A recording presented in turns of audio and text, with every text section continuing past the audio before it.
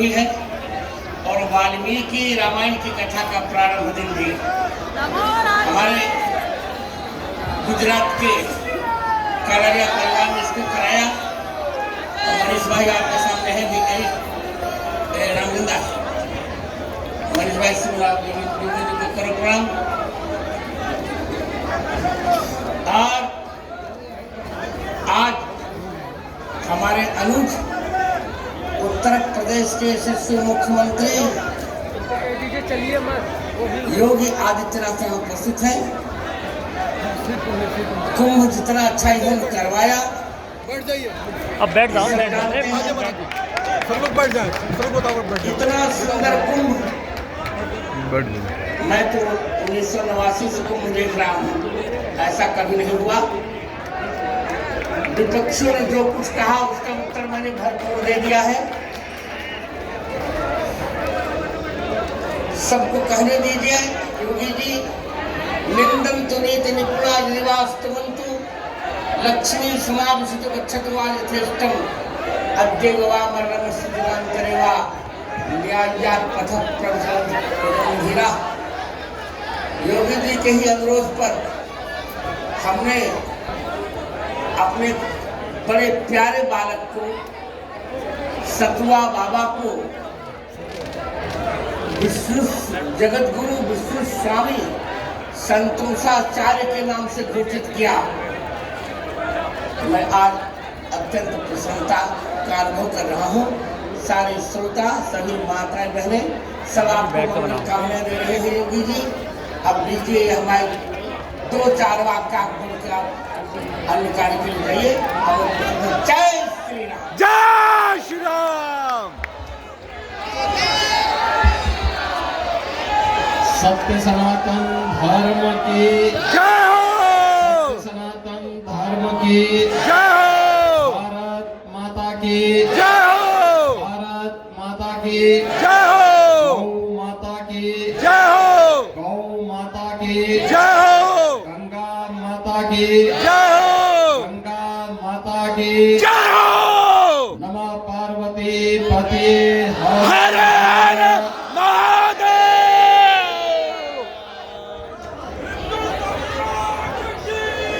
जय जय।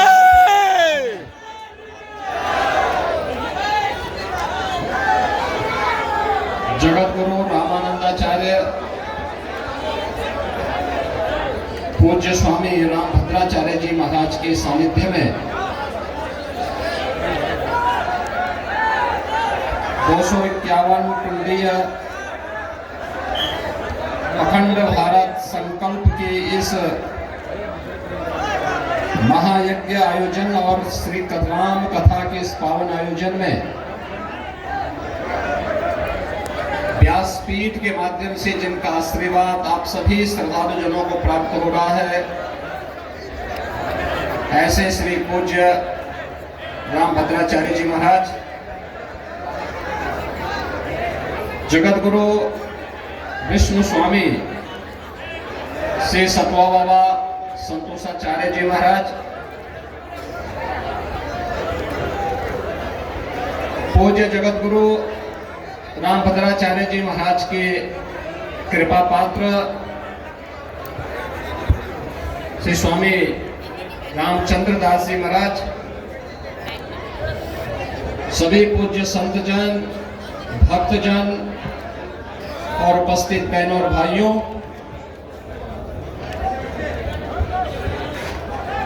महाकुंभ प्रयागराज पूज्य संतों के सानिध्य में सनातन धर्म का एक भव्य आयोजन बनकर के पूरे देश और पूरी दुनिया को अपनी ओर आकर्षित कर रहा है। 13 जनवरी पौष पूर्णिमा से प्रारंभ यह महासमागम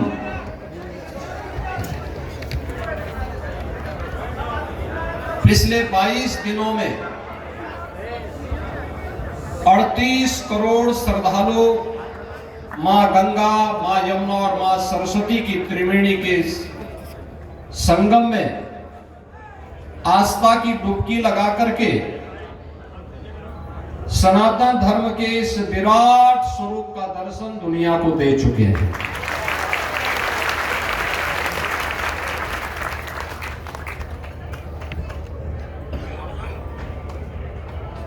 ये विराट स्वरूप सनातन धर्म का मैं इसलिए कह रहा हूं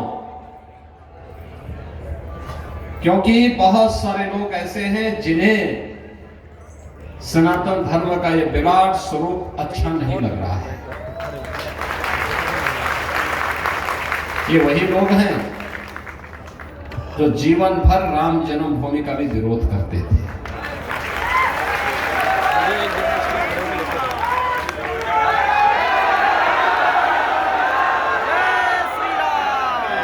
ये वही लोग हैं इस सदी की सबसे बड़ी महामारी कोरोना के दौरान जब प्रधानमंत्री मोदी जी के नेतृत्व में कोरोना प्रबंधन के बेहतरीन उपाय किए जा रहे थे, तब ये लोग टेस्ट का भी, ट्रीटमेंट का भी और वैक्सीनेशन का भी विरोध कर रहे थे। और वही लोग हैं पहले उन्होंने कुंभ के महाआयोजन पर ही प्रश्न खड़ा किया था। वही लोग हैं जो लोग तब भी कहते थे कि ये आयोजन, इतना बड़ा आयोजन करने की आवश्यकता क्या है, और जब देखा कि पूरा देश और पूरी दुनिया उमड़ रही है। आप मुझे बताइए कि भारत और चीन के बाद दुनिया के अंदर किसी देश की आबादी नहीं जहां 38 करोड़ लोग रहते होंगे, कहीं नहीं। लेकिन प्रयागराज में सनातन धर्म का यह भव्य स्वरूप जिन्हें पछता नहीं है, जिन्हें अच्छा नहीं लगता है, जिन्होंने सनातन धर्म के खिलाफ सुपारी लेकर के इसके खिलाफ षड्यंत्र करना अपना जन्मसिद्ध अधिकार समझ लिया है, अरे ऐसे मारिस और स्वभाव लगातार साजिश पे साजिश रच रहे हैं। लेकिन जब पूज्य जगत गुरु रामानंदाचार्य, पूज्य स्वामी रामभद्राचार्य जी महाराज जैसे संतों का और इतने लाखों संतों का सानिध्य प्राप्त हो जिस सनातन धर्म को उसका कोई मारिस और स्वभाव बाल बांका नहीं कर सकता है,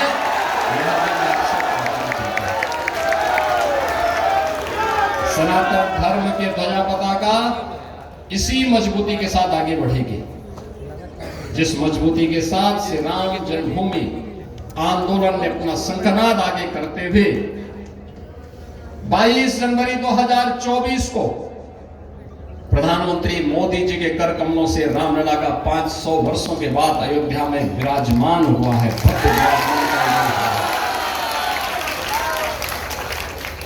दुनिया सनातन धर्म के इस भव्य स्वरूप को देखकर के अभिभूत थी और उसका दूसरा स्वरूप यहां पर है। यह आयोजन अगले 26 फरवरी तक अभी निरंतर चलेगा। महाशिवरात्रि तक आयोजन इसी रूप में चलेगा और मुझे प्रसन्नता है 3 आयोजन हुए, 3 अमृत स्नान हुए जिसमें सभी पूज्य आचार्यों ने, सभी पूज्य अखाड़ों ने, सभी पूज्य धर्माचार्यों ने संगम में डुबकी लगाई, आस्था की डुबकी में सहभागी बने। लेकिन कुछ लोगों को ये सब अच्छा नहीं लग रहा है, उसको भी झुठलाने का प्रयास हो रहा है, झूठे आंकड़े प्रस्तुत किए जा रहे हैं, देश की संसद तक को गुमराह किया जा रहा है। संसदीय लोकतंत्र में संसद सर्वोच्च होती है, उसको भी गुमराह किया करने का ये लोग कुत्सित प्रयास कर रहे हैं। सनातन धर्मावलंबियों को इनकी इस वास्तविकता को जांचना चाहिए, देखना चाहिए और इनके कृत्यों के लिए इन्हें कभी माफ नहीं करना चाहिए। बहनों और भाइयों, हम सबको इस बारे में ध्यान रखना होगा। सनातन धर्म मानव धर्म है, सनातन धर्म सुरक्षित है, तो भारत सुरक्षित है। भारत सुरक्षित है तो विश्व मानवता सुरक्षित है। मानवता की सुरक्षा के लिए सनातन धर्म का सुरक्षित होना आवश्यक है। और सनातन धर्म के बाग है हमारे पूज्य संत जन, ये पूज्य आचार्यों की परंपरा, ये उसके वाहक है, उसमें संदेह नहीं किया जा सकता है। असहमति हो सकती है लेकिन संदेह का कोई स्थान नहीं। लेकिन याद रखना, इस संदेह में कुछ लोग किस रूप में अफवाह पैदा करने का प्रयास कर रहे हैं, इस पर भी ध्यान देने की आवश्यकता है। आप सब भागीदार बने हैं। यहां पर पूज्य जगत गुरु के सानिध्य में इस आयोजन में आप सहभागी बने हैं, मैं आपका अभिनंदन करता हूं। उनका पूज्य जगत गुरु जी का भी मैं हृदय से अभिनंदन करता हूं, स्वागत करता हूं और आप सबके प्रति पूरे आयोजन के प्रति शुभकामनाएं देते हुए अपनी वाणी को यहीं पे विराम देता हूं। जय जय श्री राम। मैं अनुमति देता हूं जाने के लिए आदित्यनाथ जी को, और दो बातें केवल कह रहा हूं। आप चिंता मत कीजिए, जो लोग त्याग पत्र मांग रहे हैं वे स्वयं, उनका न कोई अस्तित्व है, वो शंकराचार्य, वो तथाकथित आचार्य ही नहीं है। आप 2027 में आप फिर आएंगे और 2029 में मोदी जी फिर आएंगे। मैं आपको आगे देता हूँ। आज से बड़ी माला बाटे अरे नहीं,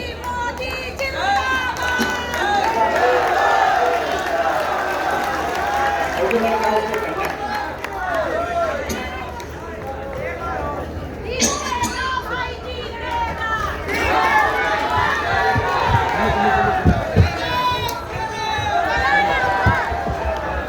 नमो राघवाय। आप सभी स्थान पर बैठे रहें, खड़े नहीं हो, व्यवस्था में सहयोग करें। अब पादुका पूजन के लिए जो यजमान परिवार है उनसे अनुरोध है कि वो पादुका पूजन के लिए शीघ्र पधारें। पादुका पूजन के लिए यजमान परिवार